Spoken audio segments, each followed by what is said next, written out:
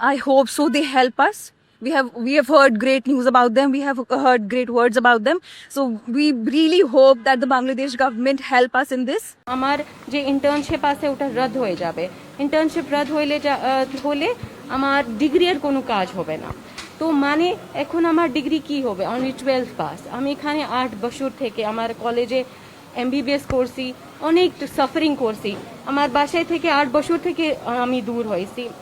আমার এখন একটাই কথা আছে, রিকোয়েস্ট আছে হেলথ মিনিস্টারের জন্য কি আমার জন্য কিছু একটু আমার জন্য যে ডিসিশন হবে আমার জন্য আমার ফেভারে হবে, ঠিক আছে?